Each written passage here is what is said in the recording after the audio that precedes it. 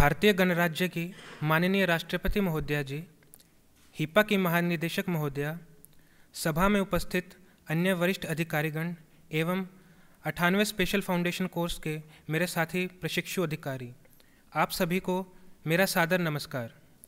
आज हम सभी इस सभा में भारतीय गणराज्य की प्रथम नागरिक माननीय राष्ट्रपति महोदया जी से हमारे प्रशिक्षण के अनुभव साझा करने एवं उनके आशीर्वचन प्राप्त करने हेतु हर्ष और उत्साह से एकत्रित हुए हैं। अब मैं कार्यक्रम को आगे बढ़ाते हुए हिपा की महानिदेशक महोदया से विनम्र आग्रह करता हूं कि वे मंच पर आएं एवं अपना स्वागत वचन प्रस्तुत करें।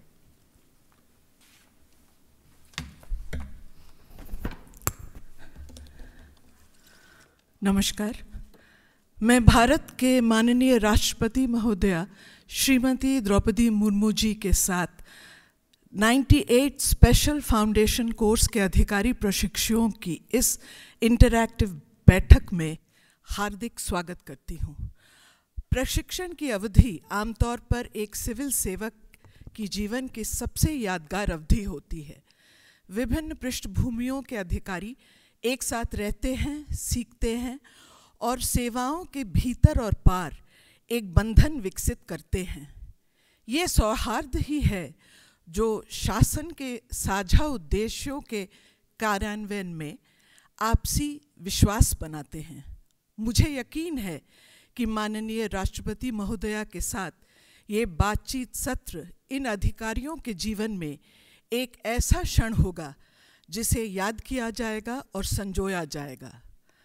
समृद्ध प्रशासनिक अनुभव के साथ ओडिशा विधानसभा के सदस्य के रूप में, राज्य मंत्री स्वतंत्र प्रभार के रूप में, ओडिशा विधानसभा की विभिन्न समितियों के अध्यक्ष और सदस्य और झारखंड के राज्यपाल के रूप में माननीय राष्ट्रपति महोदया ने अपनी एक खास पहचान बनाई है।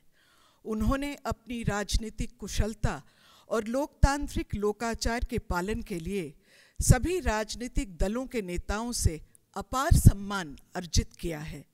आज यहाँ उपस्थित अधिकारी प्रशिक्षुओं के साथ अपने विचार साझा करने के लिए माननीय राष्ट्रपति महोदया से बेहतर कोई नहीं हो सकता। माननीय राष्ट्रपति महोदया इस बैच में 55 अधिकारी प्रशिक्षु हैं जो सिविल सेवा के 11 विभिन्न धाराओं से संबंधित हैं। शैक्षणिक योग्यता के मामले में ये अधिकारी प्रशिक्षु मुख्य रूप से विज्ञान और प्रौद्योगिकी की पृष्ठभूमि से हैं। हिपा में विशेष फाउंडेशन कोर्स को शैक्षणिक और गैर शैक्षणिक भागों के विवेकपूर्ण मिश्रण के साथ डिज़ाइन किया गया है। शैक्षणिक भाग में 15 मॉड्यूल शामिल हैं जो लाल बहादुर शास्त्री राष्ट्रीय प्रशासनिक अकादमी मसूरी के पाठ्यक्रम का पालन करते हैं। इस प्रशिक्षण में हिपा का विशेष ध्यान सुशासन पर है। गैर शैक्षणिक भाग में नियमित व्यायाम, एक सप्ताह के लिए हिमालय यात्रा और गांव का दौरा भी शामिल है।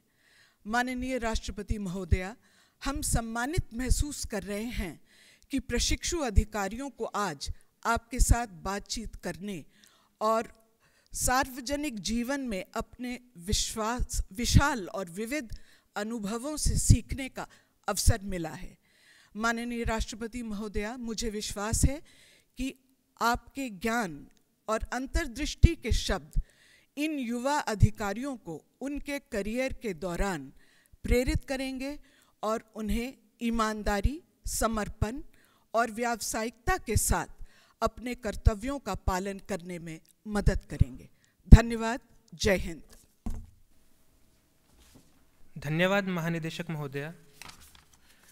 अब मैं अपनी सह प्रशिक्षु अधिकारी श्रीमती पूर्वी नंदा से अनुरोध करता हूं कि वे मंच पर आएं और अपना प्रशिक्षण अनुभव साझा करें।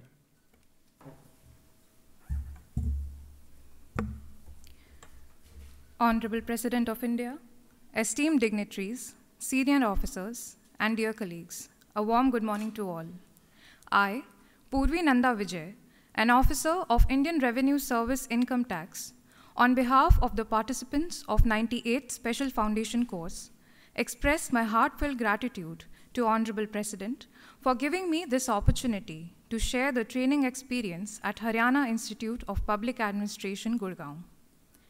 Under the motto, Learn to Govern, HIPA has imparted to us knowledge in various fields of public administration, law, management, economics, ethics, history, and IT.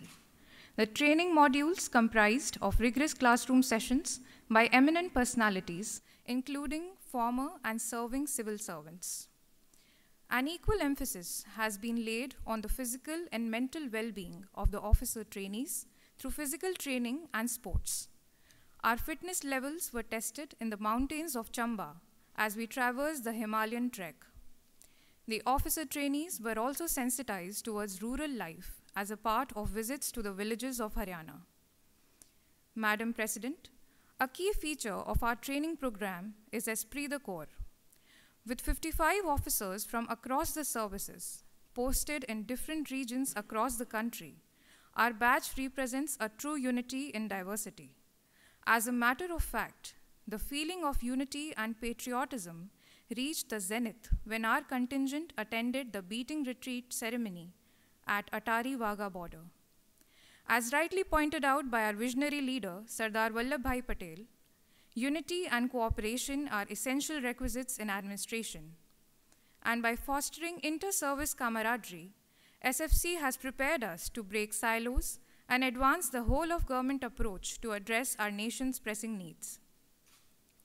Standing in the hallowed halls of the Rashtrapati Bhavan, inspired by your illustrious example, Madam President, we are resolved to serve the nation with utmost integrity, objectivity, efficiency, and devotion. We are resolved to follow the path of truth and justice. Thank you. Jai Hind. I now invite Shri Atul Kumar Bansal to share his training experience. माननीय राष्ट्रपति महोदय, अन्य वरिष्ठ अधिकारीगण एवं मेरे प्रिय साथियों, मैं अतुल कुमार बंसल, भारतीय पुलिस सेवा के 2019 बैच का अधिकारी, आप सभी को सादर अभिनंदन करता हूं। आज बड़े गौरव के साथ मैं आपके समक्ष Haryana institute of public administration HIPA द्वारा करवाए जा रहे स्पेशल फाउंडेशन कोर्स के बारे में बताना चाहूँगा। 4 सितंबर 2023 से शुरू हुआ है ये 15 हफ्तों का कार्यक्रम 15 दिसंबर 2023 को समाप्त होने जा रहा है और स्पेशल फाउंडेशन कोर्स का ये 98वां बैच है। इस बैच में कुल 55 अधिकारी हैं जो Indian police service, Indian revenue service income tax, Indian revenue service customs and indirect taxes, Indian foreign service, Indian postal service, Indian defence account service, Indian railway account service, Indian post and telecommunication account and finance service, Indian railway traffic service, Indian information service और Indian railway protection force service से संबंध रखते हैं। इस पाठ्यक्रम का मुख्य उद्देश्य प्रशिक्षु अधिकारियों को भारत की सामाजिक, आर्थिक और राजनीतिक परिस्थितियों से अवगत कराना और उनके मूल्यों और नैतिक आचरण को सही आकार देना है। भिन्न भिन्न सेवाओं के अधिकारियों को एक साथ प्रशिक्षण देकर अंतर सेवा सौहार्द की नींव भी यहाँ रखी जाती है। लबासना में दिए जाने वाले फाउंडेशन कोर्स से यह स्पेशल फाउंडेशन कोर्स अलग है क्योंकि ये कोर्स कर रहे सभी अधिकारीगण अपनी अपनी सेवाओं के बुनियादी प्रशिक्षण को प्राप्त करके अलग अलग क्षमताओं में अपने कर्तव्यों का निर्वहन कर रहे हैं। एक दूसरे के अनुभवों से सीखने का भी यह एक अनूठा अवसर है। इस पाठ्यक्रम में सभी प्रशिक्षु अधिकारियों को भारतीय इतिहास, संस्कृति, भारतीय कानून व्यवस्था, संविधान, अर्थशास्त्र और लोक प्रशासन के बारे में पढ़ाया जा रहा है। जहां कक्षा में मानसिक सेहत का ध्यान रखा जाता है, वहीं शारीरिक प्रशिक्षण और खेलकूद के माध्यम से अनुशासन, टीम भावना, संयम और नियमों और नियमितता का पालन करना सिखाया जाता है। हिमालय की धौलाधार पर्वत श्रृंखला पर स्थित डलहौजी में 5 दिन की ट्रैकिंग का आयोजन किया गया, जिसमें अधिकारियों की मानसिक स्थिरता, साहस और सहनशीलता की परीक्षा हुई। हरियाणा राज्य के अंबाला जिले में गांवों का दौरा अकादमी द्वारा करवाया गया, जिसमें सभी अधिकारियों ने ग्रामीण स्तर पर प्रशासन, ग्राम पंचायतों की कार्यप्रणाली और गांव के लोगों की मूलभूत समस्याओं और आशाओं को समझा। अकादमी द्वारा सीनियर IAS, IPS, IRS और दूसरी सेवाओं के अधिकारियों को प्रशिक्षु अधिकारियों के उपदेशक के तौर पर भी नियुक्त किया गया, जो सेवा से संबंधित मार्गदर्शन प्रदान करते हैं। इसके अलावा एक खेलकूद प्रतियोगिता और सांस्कृतिक मिलन का भी आयोजन अकादमी द्वारा किया गया है। बेहतरीन तरीके से तैयार किया गया और आयोजित यह स्पेशल फाउंडेशन कोर्स हमें एक बेहतर अधिकारी बनने में और हमारे कर्तव्यों के निर्वहन में मदद करेगा। मैं आपसे वादा करता हूं कि हम सभी एक सक्षम, संवेदनशील और मूल्यवान अधिकारी बनेंगे। एक बार फिर से अपने व्यस्त कार्यक्रम से समय निकालने और हमारे साथ बातचीत करने के लिए मैं पूरे बैच की तरफ से आपको धन्यवाद देता हूँ। जय हिंद। धन्यवाद पूर्वी नंदा जी एवं अतुल कुमार बंसल जी। आज की इस गरिमामयी सभा में अब वह क्षण आ गया है जिसकी हम आतुरता से प्रतीक्षा कर रहे हैं। अब मैं माननीय राष्ट्रपति महोदया जी से विनम्र निवेदन करता हूं कि वे अपने आशीर्वचन से हम सबको प्रेरित एवं मार्गदर्शित करें। Dear officer trainees of 98th Special Foundation course at Haryana Institute of Public Administration. At the outset, I congratulate you all for your selection in the prestigious civil services. I am told that the Special Foundation course at Haryana Institute of Public Administration focuses on imparting training to you in good governance. After listening to your experiences, I am confident that the 3-month-long training is making you more aware about the governance issues of the country and practices of smart and efficient governance. Good governance is a well-known term. However, the meaning of the term changes according to the time and situation. With the advent of latest technologies, terms such as electronic governance, smart governance, effective governance, and others emerge to emphasize the need to ensure fast and efficient service delivery to the citizens. Good governance also signifies citizen-centric governance. These days, the feedback of the public regarding various schemes and projects of the government is considered very important for an efficient and accountable administration. Dear officers, in the days of social media, when people can post their grievances instantly, the need to use updated governance tools and advanced technology for service delivery to people has increased manifold. An energetic and aware civil servants, it is your duty to respond promptly to the grievances and problems of the common people. You must take such innovative measures which are beneficial to the citizens and the country in the strong and long term.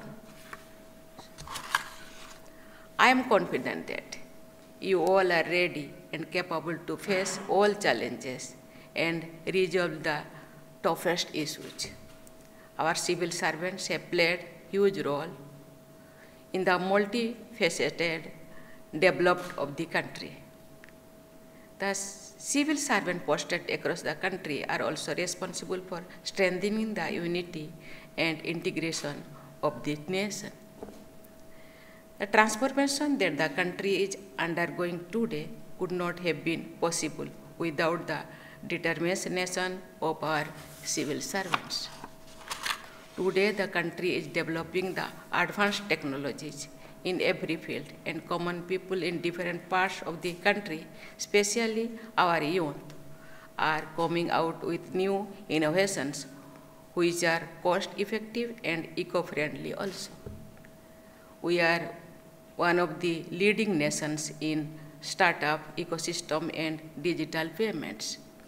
Our civil servants have made significant contributions in these achievements.